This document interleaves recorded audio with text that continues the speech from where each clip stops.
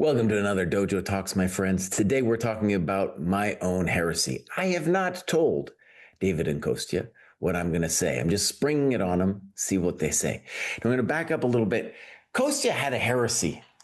I don't know, we talked about it about a year ago. It still kind of bothers me.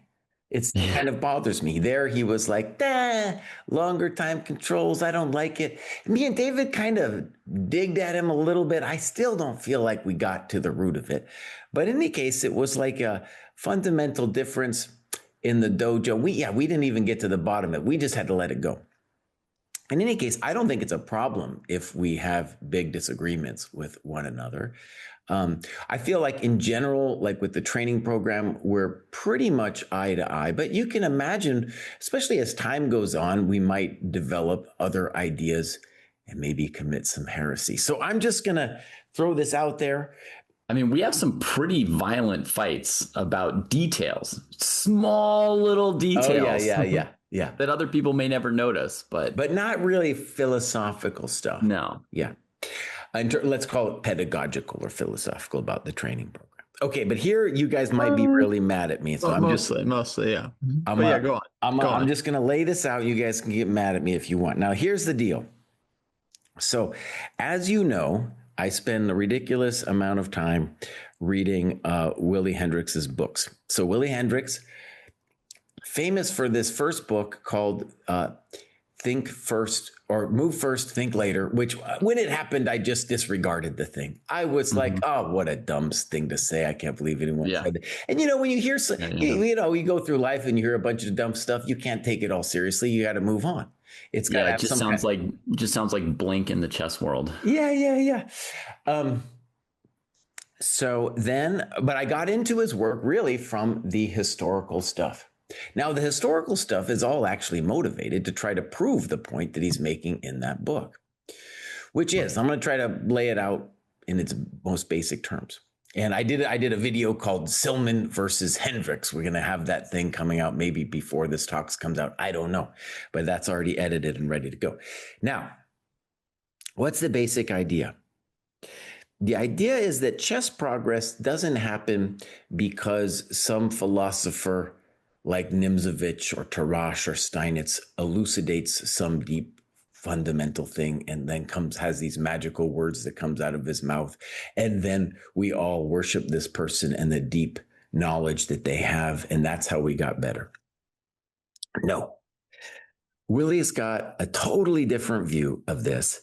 And it's rather that chess improvement happens because we copy each other. Ideas get created. Other people try them out. Other people see them, and then they copy them. And it's a little bit of survival of the fittest. Like some move is tried out, and then it either sinks or it swims, and then it exists or it doesn't exist, right? And so that's where the battle in his mind takes place. It's very unromantic because what it really does is it says all this stuff about words is mostly nonsense. And all this stuff that you guys talk about, you guys being the general chess world, about strategic stuff, deep strategic thinking, mostly a bunch of hooey. Okay. Now, I want to stress, I am not convinced of this viewpoint. And I would actually still align myself with the classical viewpoint, which he associates with Silman and many others, basically the majority opinion, which is there is something very valid about strategical thinking. However, I want to say with my heresy here, because this really goes against what we established in the program, that I am willing to acknowledge that there is a germ of truth in this that I was unwilling to acknowledge prior. Okay.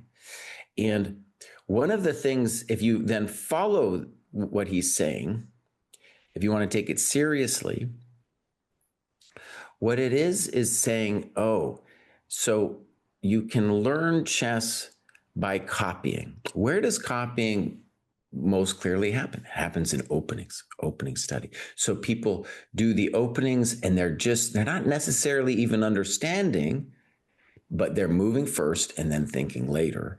And so they see something and then they copy it, and it's this mimetic force. And it's really interesting too how that happens in terms of a meme. I feel like I played the French for years and nobody played the exchange, and now after Carlsen played it, I feel like I'm getting it all the time now. No one played it. Now it's like this thing that's been created. In any case, that's not really what but that's part of the thing we're saying. But we're just saying there's a lot of copying going on, and honestly, I think it's okay if you first learn by copying. And I remember Koishnoi talks about that in one of his books, like you can try to copy a master. You find somebody that you align with. Okay, so then what I decided is I would do a little bit of an experiment that was also fun for me. Back in the day, before Chessable or anything like this, what GMs would do, this was actually before I was a GM, but this is kind of what we did by intuition, was we would play like blitz chess, but then after every game, we would look at what the computer said and build the file out. Now, that's very different than Chessable, because you can't build a file. Your file can't get too big in Chessable, or else it's just unwieldy. You can't practice the thing. But the old way, you just have this epically large file that you just keep building out based on your experience in these blitz games. And the things that you're learning in this kind of, let's call it mimetic way, are very interesting, because especially now with the computer is going to show you some amazing truths. So if you play a blitz game and then just turn the thing on, it's going to show you some amazing things. And what that's going to then put you in the driver's seat for doing is copying those same things later. A lot of times it's not just some simple wham bam tactic. It's like some idea, right? Some kind of move that for my human sensibility, I would never even consider. But then the computer is like, well, look at this one, buddy. And so it's not like I'm copying another human. I'm copying the computer, who's now kind of like the beast anyway. So what I want to stress is I'm not saying that you should study openings. I'm not saying that you should play blitz chess, but I am saying this is a very valid way of improving. And what I've discovered is kind of like... Wait, you're saying we should or shouldn't? I'm saying it's not the only way, but I'm trying to, I'm definitely saying it's not the only thing you should do, but my heresy is I'm suggesting that there is value to this mimetic approach, which previously I would have never countenanced. I would have been like, Dao, please stop it with your blitz and your quick computer stuff and yada, yada. But viewed from this other side, it's really like, it's like flipping my philosophical paradigm on its head. I'm like, oh, it's not like I have to totally buy the Rickards the Hendriks hypothesis, but I can see the value. And not only that, this is where it's also kind of telling to me, is when you do go online and play blitz, you can see so many queens. I feel like they're Queen's Gambit generation players without really any titles, who have fairly high blitz ratings and can, I don't know if I want to say they have see, this is what we'd say. Oh, they don't have a deep understanding of chess. They know something. They're able to keep the game going along, at least long enough that they're dangerous in a blitz game, right? And how did these people learn? They learned from the computer, copying what the computer did. And so my heresy, and I feel it's pretty deep in terms of how I felt, let's say 3 years ago when we designed the program, is that this is not a ridiculous way of improving at chess. It's kind of fun as well. And it's very unromantic. What I mean by unromantic is there's no acknowledgement when you do that of like deep strategical thinking. There is, however, an acknowledgement of like the depth that a computer can show you. Well, Jesse, I think there's a simple solution to this whole line of reasoning and questioning that's happening in your head, which is basically that people learn in different ways. No, I don't buy that. So some people You don't buy that people learn in different ways?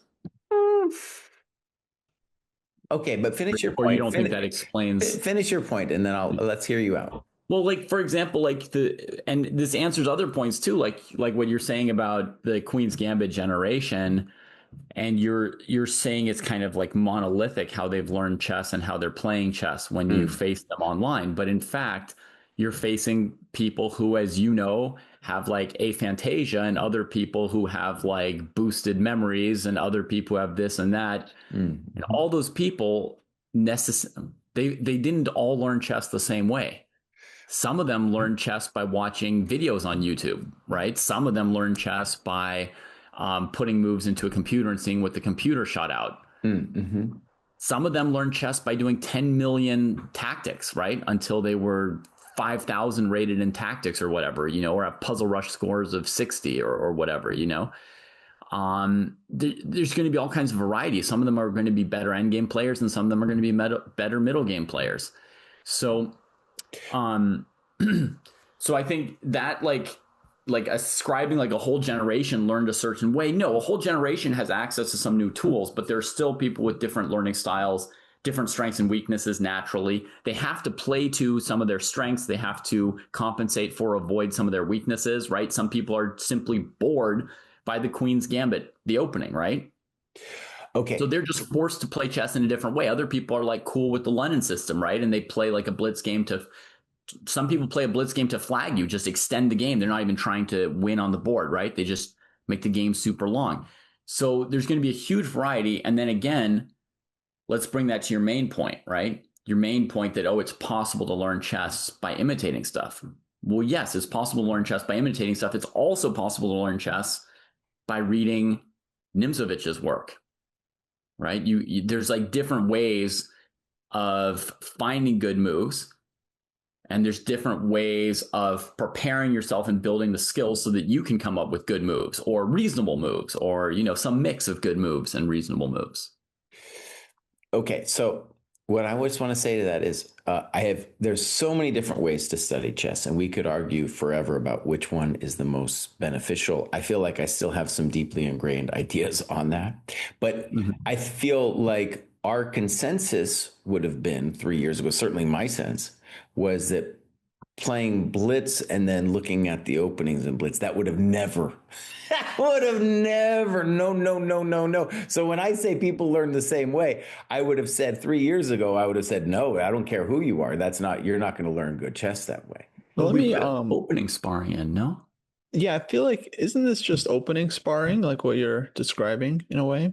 But we had a more highfalutin idea when we did the opening sparring. In fact, we had some real conflict over that. Actually, talk about little details, because we were talking about at least a 15-minute game. We were talking about, first, going over with a person and talking through it. And part of the reason that didn't work, it was so socially elaborate. You had to organize it, and it was so hard to organize. I see. Okay, so you're talking about playing like 3-0 D-Gen Blitz and then checking the openings. D-Gen Blitz, exactly, dude. D-Gen Blitz. Because actually our sparring, Jesse, it has some room for how you do it, right? Like, we have a version where you play until move 15 or so, and then you and your partner just sort of like talk about what the evaluation is. We've got a version where you play out like entire games, so you get a feeling for what does like a Sicilian endgame feel like, right? By getting a few of those under your belt. And we use time controls anywhere from 5 minutes up to 15 minutes, generally, varying depending on comfort and what you're trying to work on and the time you have, et cetera. So there's some flexibility around the idea. Yeah. But, but maybe Kosi's you mean it's got to be 3-0 and you never talk about it? And no, it doesn't have to be. It doesn't have to be. The benefit of 3-0, just as an example, is you're going to get, well, first of all, just in general out there, my sense is most title players want to do 3-0 instead of say anything longer, because then when it's 3-0, you're totally locked in and you don't have the ability to get distracted by the internet around you, right? 3-2, your mind's going to start wandering. 3-0, you're going to be locked in, Yeah. But also just the number of reps that you can get in quickly. And it's this very fascinating thing because it's, for example, you're going to get types of position. And then the challenge is, a lot of positions, there'll be several good moves, but you'll want to know instantly which of the good moves, which is the selection of good moves. And then bam, you have to make it instantly. It forces this mimetic urge, right? To be like, okay, stop thinking, move. Right. These are the options. These are the options. These are the options. Pick one. Pick one. Mm-hmm. Yeah.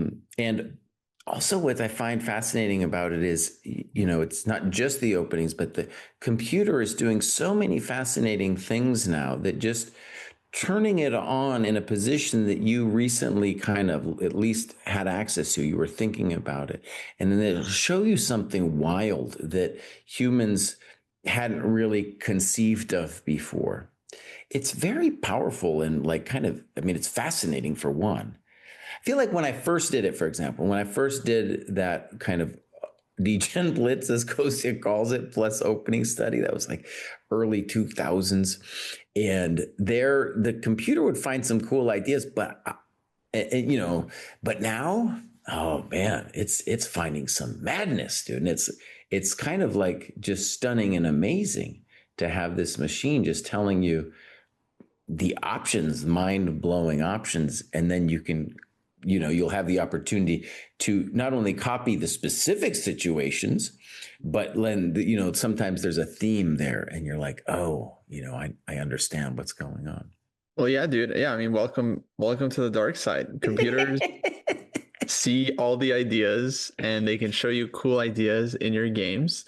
The problem is people aren't super, I think, disciplined about it. And also, of course, you have to be a strong player to kind of understand what the engine is telling you and like what's findable and what actually makes sense versus sometimes the engine just suggests real nonsense moves. Now, I do think that the true DGen Blitz is when you just keep playing game after game. Then you're truly not going to do anything. But no, good. The review that happens is not just about the opening, right? It's a little bit, okay, what were the critical moments? And I'm going to check it out. And it's like, oh, that's kind of interesting. Yeah. In terms of checking it out, I think talking to your opponent highfalutin is really like pushing it. That's like a pretty basic, normal part of chess culture. But I think one of the things that's changed over time is that a computer in 1 second can now tell you moves that are really good, where before, if you tried to review your games, even as a strong player, right, you would pull out good ideas slower. Even talking to your opponent, right, you'd pull out good ideas slower. So the capability of the computer to now immediately tell you moves that are really strong, that may have changed the balance of how you would use your time reviewing games. Right. And I guess if you had talked to me several years ago, I really would have stressed that. And I still think this is very important, don't get me wrong, but like sitting there by yourself with the stupid notebook and really going deep. And then you could look at it I would still look at it with the computer maybe later to see what it would show me, but I would really be trying to do it myself. And I think that's fantastic. And that part of it, I'm not, trying to say that's no good, but I do think it's a heresy what I'm saying, that this path is something that people could do to improve their game. I do think it's at least it's a heresy for me, thinking about how I saw chess improvement in general, even way before the Dojo training program. Quick time out here. Did you know that the Dojo is an incredible site with tactics, a database, a community of people trying to improve, a training program? All of this is going on at our site. So go check it out. ChessDojo.club. Hit the link in the description. But I would caution people. I feel like this kind of thing can lead to superficial understanding if you're, not really going deep into the position, because when you're playing a 3-minute game, you can't really get too super deep. But as soon as you get that position in a classical game like OTB, then you're going to start noticing like all kinds of things that you haven't really looked at or checked. Oh, absolutely. And so I would say like that's the real stuff you want to get into before trotting out an opening in a real tournament game. Yeah. So I would say like, yeah, it's not a bad thing to do, but yeah, you should mix it in with maybe longer opening sparring or just some hand analysis, just looking at a position on your own and just trying to understand it for yourself. I think that's also very helpful. But yeah, reps are good. I mean, these days I just saw a clip, I think from our channel with Naka. He was saying that all the or maybe it was some other channel, but he was saying that all the juniors have basically grown up playing Blitz against him. Yeah. And gotten really good doing that. And he was like one of the first to just play a bunch of Blitz games and get good that way. It wasn't like the only thing they're doing or he's doing, but it's one of the things. Yeah. So reps are useful. Yeah, I think what Kostya is really pointing out there is that different ways of learning chess are going to have different like gaps in them, so to speak, right? So maybe if you do some different things, you'll fill in some of those gaps, or you can do something that makes you strong, but it will leave some gaps, right? So now, one thing I just want to underline where I feel like the heresy is really big for me is one of the key problems of Blitz chess and also looking at the computer, both of those things, both of them aren't using words.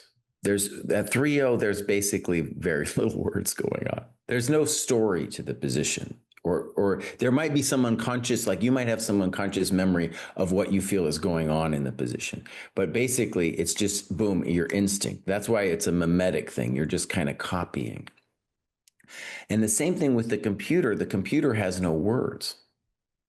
And so one of the fascinating things about this, it's not just in my head, my heresy isn't just about degen Blitz and then looking at it with the computer.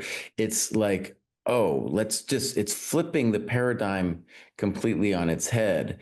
And I don't even have to say, like this Willie Hendriks thing is totally right. I just it's a heresy already to acknowledge that it has some kind of value as a perspective. Because once you do the flip, you're really saying this stuff that for me was so spiritual about chess, about the reasoning, the words, the story of the position, the way you I still believe this, that you can talk about a position, find out what's going on, and then come to a move. So, for example, one of the flips that Hendriks does with Silman, that I talk a little bit about in the video, is old time people like me and Silman would the student would show a position to a student, the student would want to make a move. And we'd be like, shut up, shut up with your stuff. Tell me what you see first of going on in the position. And then we'll talk about your move. And the flip that Hendriks is trying to do, which again, I don't fully agree with, but I understand it as an interesting philosophical flip, is you're saying, no, that's all this stuff you're saying about the story of the position. That's garbage. You do the move, you kind of see if it sinks or floats, and then you're either going to copy it or you're not going to copy it. Right. And then that's the way chess is going. But Jesse, let me ask you something. I mean, you're bringing up so many things, but like when you play Blitz, is there really no words going on?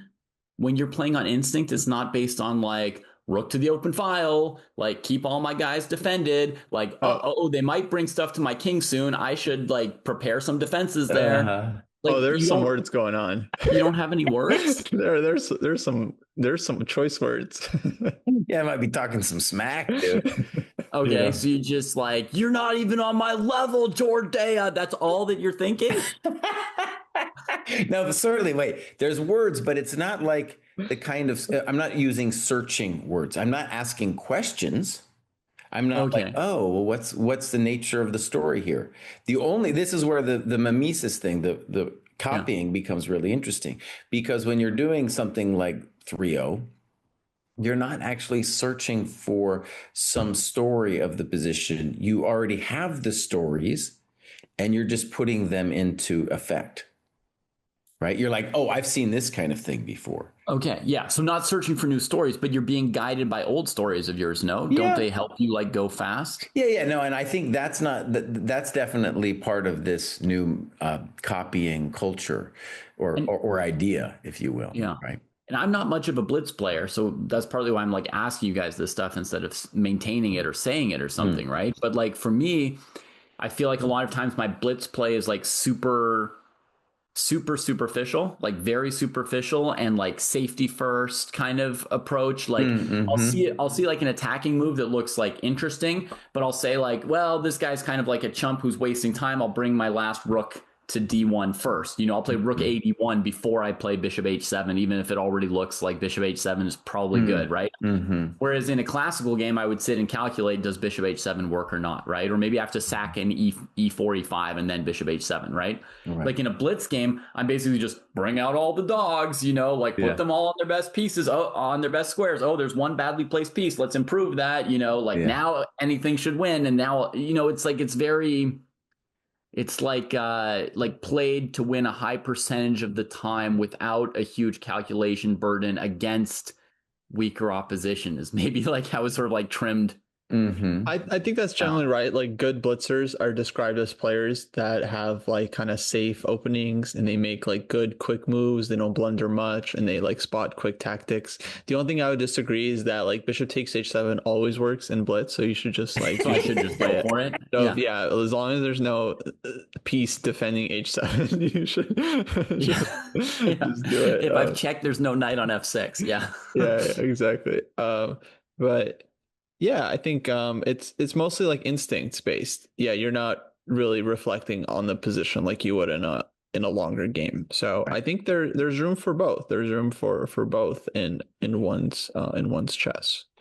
David, one way, an example where you can really highlight the philosophical flip, I want to bring up to you in particular. Of course, Kosi can respond, but I think for you this will be especially interesting. So on this show, we've kind of debated the nature and future of Chess 960. We'll probably do it again. Fisher Random, it's sometimes called. But one of the things that Rickards says that I think is kind of hilarious is that from the perspective of somebody who is like, oh, well, I've learned stuff by copying, Fisher Random is a disaster for him. And he says this, he's like, I don't know what to do. I might be he's an IM, but he's a pretty strong IM. I might be a strong IM with classical chess, but I'm nothing when it comes to Fisher Random because I don't know what the plans and the position are. And that to me was really interesting. I was like, oh, now I don't actually feel that too much, but I do appreciate that from the perspective of from that perspective, it's like, oh, I just learned all this stuff that doesn't apply. It doesn't apply. All these standard plans that I got, in my cupboard no longer work out in this other venue. And I was like, oh, that explains so much in terms of, I think, the resistance to Chess 962, because then it's like all of these amateur players who have all this stuff in the cupboard that they're kind of clinging on to as their knowledge. They're like, well, that's all gone when I watch this or play this. Sure. Again, that's like a group of chess players, right? And that explains partly why there will be some people who like something and some people who don't, right? Anytime you speed up the time control or slow down the time control or change how the pawn moves or whatever it is, right? Shuffle the starting position. There's going to be some people where it's going to play to their strengths and other people where it's going to leave their strengths behind. And so you're going to get different responses to it. Right. But let me just underline it. The reason the example is interesting is that when you flip the perspective, then what chess knowledge actually is the appreciation of all kinds of standard plans, tactics that come about from the opening stage of the game. That's only a part of chess. That's where it gets really interesting, because if you flip the perspective, what he's going to say is that's actually just about everything to chess. But just the fact that some people have less of a problem switching to Fisher Random shows that that's not true, right? so that those people have a different approach and they're losing less and they're, and they're engaged in a different way. Okay. Like to me, for example, I am not a fan of Fisher Random, but for me, I think one of the things about any chess position, whether it occurs in some weird chess 960 or a classical way, is that you can kind of talk about or even feel the harmony of the pieces or disharmony of the pieces and play accordingly. And so while that's true, I think that when someone experienced feels harmony or disharmony in the position, they're doing that still from a mimetic kind of way. Now, again, I want to just stress for people out there, I'm not completely sold on this Hendriks thing, but I do think it's a very important experiment to do on yourself, to flip it. If you had the classical perspective like I have, I still do, but you still, by flipping it, you can kind of see whether you want to call it the holes in my old view, or you just see my old view from a completely different perspective. Actually, I think that's a good idea. I think both sides should flip it. So the people that have never tried like the Blitz and engine binge should definitely try that and see how it goes. And I bet there's plenty of listeners that are mainly doing the Blitz and engine thing.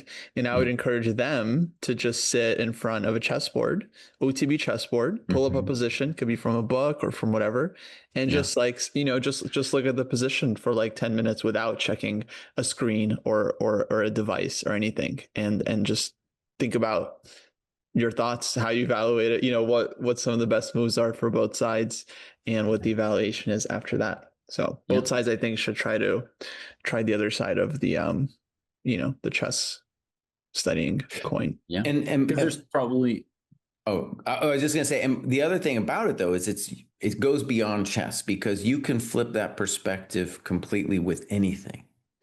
So he gives a great example I really like about boat building, right? So he would say, no, it's not because some boat builder, let's call him Nimzovich the boat builder, came up with some genius idea for a boat. It was because some people created a boat that floated. Most of those boats did not float, but then the boats that floated were copied, and then boats for different uses were created that also floated, but most of them sank, and it was just the ones that floated that got copied. And so the flip, actually, it's fascinating. I think important to see. It's not just about chess. You can turn it around for basically everything. And what it does is it takes away the idea of the genius. And so, in the old worlds, we would call it the great man who came up with the new concept, who, established the new paradigm because he thought really deep and hard and had deep thoughts and so all of this dude, Hendriks, he wrote 3 books and it was all about, like, is it true that Steinitz wrote some stuff down that Lasker codified, that Nimzovich then did his thing on? And so this whole historical quest dude is on is to be like, no, that's not the way it went down. Now, I have problems with the history, but it's important to see that those interesting historical books that you can read, you don't have to have any philosophical background to it to enjoy them. But that's what it's about, is trying to prove a different narrative about how we got where we are. For example, totally different than, say, Reddy in modern chess would describe as the history of chess. Yeah. Okay. So, I mean, I could get into detailed semantics with Jesse right there, but I want to go back to what Kosti was saying about people flipping it and trying it a different way. I just want to, I want to emphasize that because I think that's a very useful point for people out there. So it may be that you have found the best way of studying for you already, right? But it might also be that you're just doing things the way you've done them up till now, and you would try a different way and it would work great for you, right? So just like we sometimes tell people, like, try turning off your engine, try like putting in some deep study. Somebody who's never worked with an engine, maybe they would find that they learned something great from working with an engine, right? So I think the idea of trying out different training methods or ways of studying things to some extent has a certain, great power to it. Yeah, as long as you're intentional about it, as long as you're like, okay, I'm going to try this thing, spend some real time on it. Here's what I'm going to try to get out of it. And then probably you will get something out of like the first time you try any new training approach, I think, for the most part, if it's like truly fresh. So definitely doesn't seem like a bad idea. Yeah. I don't know what to say about all the Willie Hendricks stuff. It sounds like, I mean, it's interesting. But I don't know what to make of it all. And I mean, with the whole copying thing, here's what I was thinking, Kostya, with like the semantics of it, right? Like with Jesse's boat example, right? Yeah. Like you could say, oh yeah, you just copied the boat. But what if like you look at the boat and you can't tell exactly how it's built? What if like you have to check out somebody's like schematics that they wrote up, right? Or you have to like read their like patent and, you know, or maybe you even need them to explain in words, like one of the ideas that's being used in it. At what point is it just copying versus is it the thing where somebody had a great idea and they explain it to other people and other people say, oh yeah, I get it. That's a great idea. Right. I feel like there is something very different going on. I feel like it nowadays it's all more of like a skill issue, because the instructions for building boats, to run with the analogy, are all out there. They're all available on YouTube, and there's different sites explaining how to build boats. Yeah. But it's not like everyone is learning and doing it. So it's really a matter, I think a lot of it is skill. And I feel like I see that too with a lot of players. It seems like the general knowledge or level of positional knowledge is like pretty decent among people, but then when it comes to their ability to actually like play and calculate, that's what separates players of actual different levels. So yeah, I don't know if I agree with the whole it's all about like the ideas thing, if that makes sense. Wait, what does that mean? It's all about the ideas. Well, Kostya's saying whether you get your ideas via copying, I think whether you get your ideas via copying or via reading Nimzovich's book or whatever, either way, what might really decide results nowadays is how well you calculate or how well you employ certain skills, time management, focus, stuff like that, regardless of where and how you got your big chess ideas, or you don't even have them and you're just copying. Yeah, it's Benny. I would say that's like the big differentiator, because the ideas are there's like so many courses and books now that's like really hard not to get in contact with like positional ideas and things of that nature. Well, one of the things about it that I think is really fascinating is, okay, so I'm pre-computer generation, learned chess before the computers happened.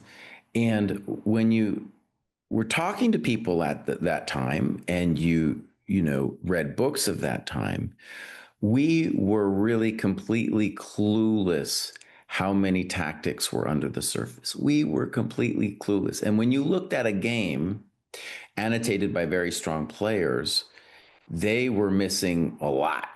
You turn on the computer and it's just like, oh my God.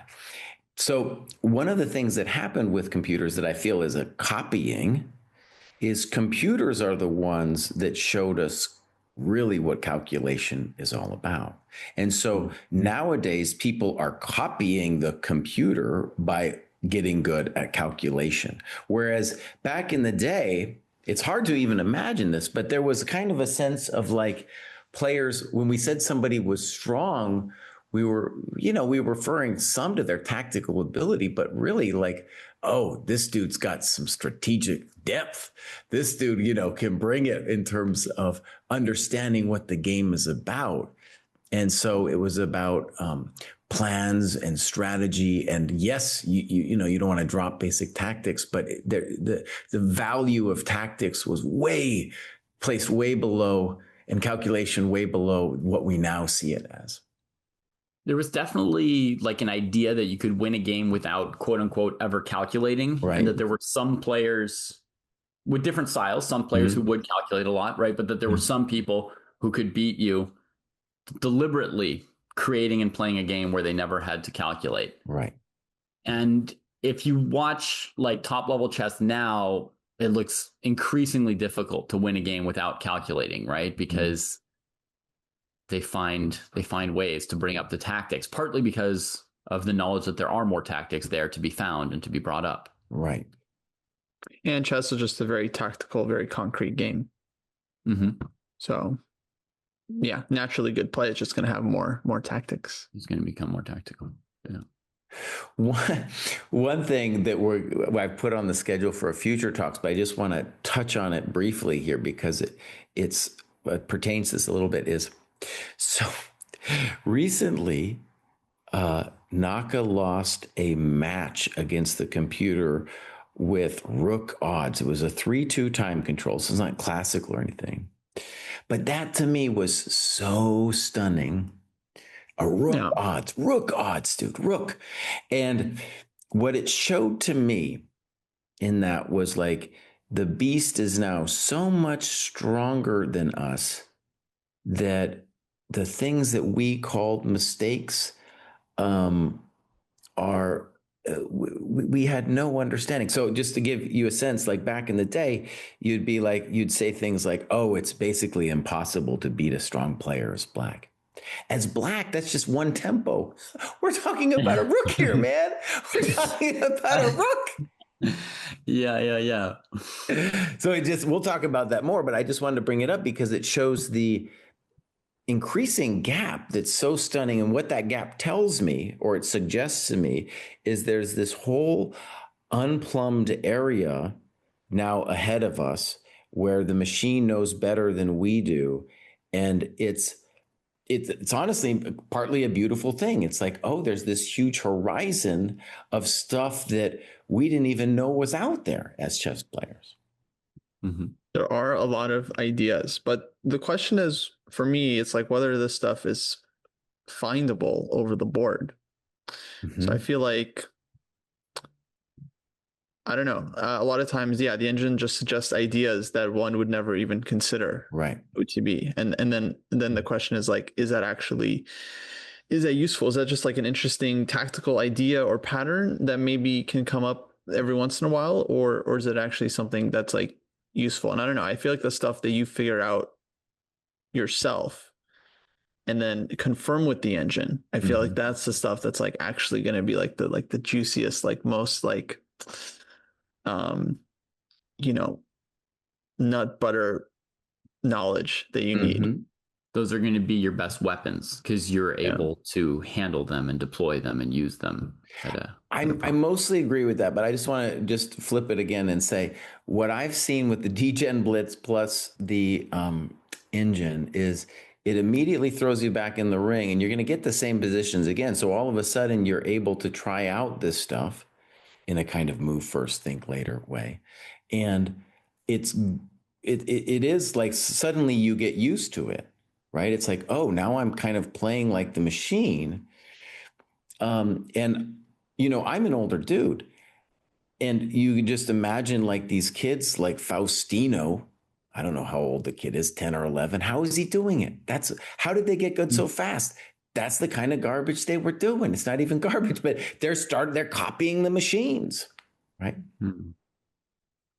Yeah, I mean, on the question of copying and, our philosophies and training program, there is a mimetic component to our training program as well, Jesse, right? Because especially at the lower levels, we tell people to play a lot of games. And even at every level, we have people playing games, right? And we say there's some things that you will learn by sitting and playing a game that we can't replicate anywhere else, right? We tell somebody, if you never play, if all you do is read these books, most people won't be able to get better. Again, I think there's exceptions. I think there's incredible differences among people, incredible variety. But most people are going to benefit some by playing actual games, right? And at lower levels, we have them play even more games because we think the copying, the mimetic thing has more of an impact early on. And then the higher you get, the more we think you need a variety of other skills as well. But wait, David, why is just playing a mimetic thing? Playing itself doesn't feel mimetic to me. Well, say, for example, you've got an absolute beginner, Jesse, right? You could tell them, you should develop your pieces. You should control the center. Here's why the center is good. So we could do it like book style, right? Or we could say, go play 10 games. against these other guys who've been here for a few months. Yeah. They're already 2 steps up the ladder. Yeah. Go play 10 games against them. So the person goes and sits down against them, and maybe they play like me. They put all their pawns on light squares. They just make a big zigzag across the board so that all their pawns are defended. The other people play what? E5, D5, knight F6, knight C6, and then at some point play, bishop D6, bishop G3 check, something like that, and slaughter, right? Or you get a different personality. They go A4, A5, A6, rook A5, whatever. The other person goes D5, E5, knight F6, takes their rook when it comes out, and slaughters. After a certain number of games, they're like, like people are putting their pawns in the center. And like when the rooks just move around in circles, they tend to get captured by knights and bishops in the early phase of the game. So that's, and then they'll start imitating like, well, they're all putting their pawns in the center. I'll put my pawns in the center. I see what you're saying. Yeah.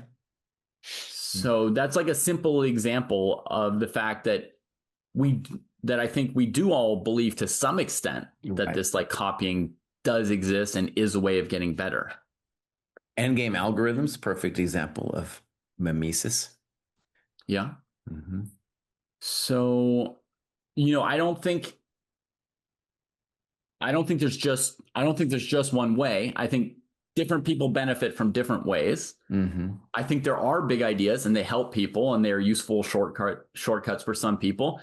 And the better you get, the more specific they are and the more the exceptions matter and the more you have to calculate at the right time and really accurately. So the skills change over time, but I think to say that words are completely of no help to anyone and ideas are of no help would be like an insanely extreme position. Heresy. But to me, that would be crazy or heresy. But from the other side, to say that, that no ideas can ever help, right? Either way, to say no ideas can ever help or no copying could ever help, either seems like crazy to me. Of course, there's some degree of copying, right? But then one of the points of like words and ideas is that they're kind of shortcuts for copying. They translate the things you're trying to copy into stories and narratives. And most people are better suited for remembering stories and narratives, right? So we translate 100 patterns we've seen into 1 or 2 smaller, more powerful patterns that we can remember more easily, right? Then when we deploy them, we then re-look for the exceptions. You see what I mean? Like we take like 100 positions and in 95 of them, E4 and D4 was a strong pawn center. So then we go into a game and we're looking to get the E4, D4 pawn center, let's say. But we remember that our big idea is a shortcut for the greater chaos of reality. So then we check, but is this one of the 5 exceptions out of 100? So like the ideas are handy for some people. Yeah. And some people could play over a bunch of Nimzovich games and not get it if he had never written what he was thinking. Some people might get it just by playing through his games. Some people might get it faster by reading his explanations. Some people might get it faster just by playing through the games and being like, yeah, I see it. I don't need like the florid prose and explanation and all that, To just one example that I think is really interesting is something I disagree with Hendriks on is the influence that Nimzovich had. I feel it was amazing. And I just want to talk about one example and how I feel like this chess has changed. So one of the most fascinating games, not just for me, but especially for the Fischer generation, was Fischer-Miag-Mazurin. So in this game, it's a King's Indian attack. And Fischer, as far as I know, never did any writing on the subject, on the game. But what's fascinating about the game when you look at it, especially without a computer, the computer doesn't like it, of course. But when you look at it from a human point of view, a lot of GMs at the time were like, this is perfect chess. This is amazing, blah, blah, blah. The computer, of course, hates it. But if you look at it with a human eye, what you can really see is that Fischer is deeply following a story that Nimzovich articulates when Nimzovich talks about French structures. And it's all about preventing F6, looking at the pawn on e6. And it's this whole story that he brings to this magnificent conclusion, which again, the computer is not going to like. Now, the thing I find fascinating about that example is Fischer does effectively use Nimzowitsch in so many different of his games. And it's a story that he is, using. Whereas now, nobody's thinking in those stories anymore. And once you look at the computer's analysis of that game, you're kind of like, oh, it's a bummer, honestly. It's a bummer because the computer's like, no, this was terrible. This didn't make any sense. There were so many different ways that Black could have defended the position.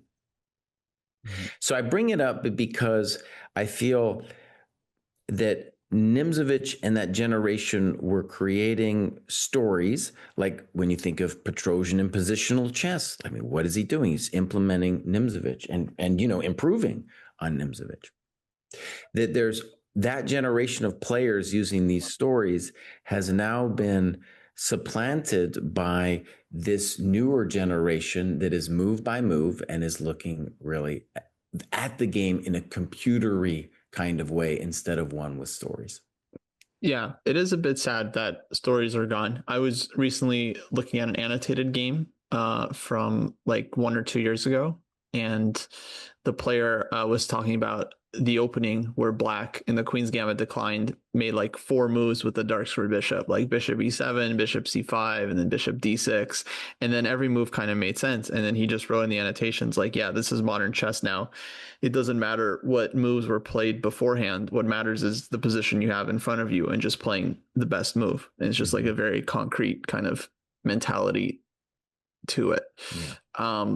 But I don't know. I would say there's still other stories, like Arjun played the Peert's defense against Gukesh, right? In Norway chess. Yeah. And like, what's that? There's gotta be a story there. Like, what's that about? Or even another part of that story is, how did Gukesh allow knight takes e4? What are you doing, buddy? That's a question for his coach, for his first coach. His first coach, right. When he was a 4-year-old kid, and tell him about the knight fork. Somehow missed that Chessable chapter. Yeah. Yeah. But maybe one of the reasons, Jesse, that 10-year-olds are able to play so well and move by move is that like the ideas have been so spread that they can, jump past a lot of things very efficiently. Because of the benefit of like the ideas and the words. And here's like a simple story for you guys, a pretty old story. I don't know who first came up with this, but let's say you've got a rook and bishop ending, opposite colored bishops, you're up a pawn, and your opponent offers a rook trade. You've got a story that tells you like, I probably don't want to trade rooks. Right? Yeah. That's a simple little story or idea. Somebody at some point came up with that. Yeah. Right? Now, you could have maybe, do I believe that story because of evidence? Because I've seen lots of games proving it? Do I believe the story because it makes sense? Is it both, right? How did I first learn the story? Do I need the evidence to just deploy the story and like try it out myself, right? So is it because I've seen Carlsen win this rook and opposite colored bishop ending 5 times? Or did I already believe it? Or is it because I saw a bunch of like same colored bishop endings without the rooks that ended in draws? And I was like, oh yeah, like staying away from those, right? But sometimes just the idea lets you jump past all that. Instead of having to look at 20 games, you could just tell me that and I could say, okay, reasonable, right? Or the idea of like the superlative piece, right? The extra piece, like you've got 2 knights and 1 outpost. So maybe trade one of them, right? Or you've got rook and 2 minors and your opponent has 2 rooks. You want to keep rooks on the board because it's a different kind of moving piece. You can coordinate in different ways, and they've got the 2 rooks that are a little bit redundant compared to the rook, bishop, and knight. There's like plenty of ideas like that, which I feel like I heard the idea and I followed the idea. It's not that I saw 100 examples of endgames with rook, bishop, and knight against 2 rooks. I didn't take that much time to study every single piece of knowledge that I have. Some of it I got shortcutted because somebody else figured out the pattern 100 years ago and wrote it down for me. Mm-hmm. And then I was like, I'll trust them. Maybe I trusted them because they were one of the top 5 players in the world, like Nimzovich or Alyekin or something, you know? Yeah. And he wrote it somewhere in one of his annotations.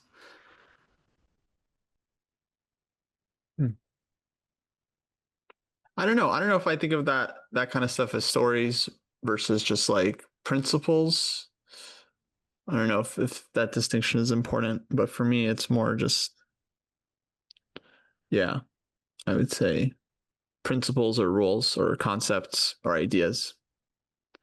Yeah, ideas. I mean, I think the question goes to is, can you learn stuff just from hearing ideas, or can you learn stuff just from seeing either your games or other people's games?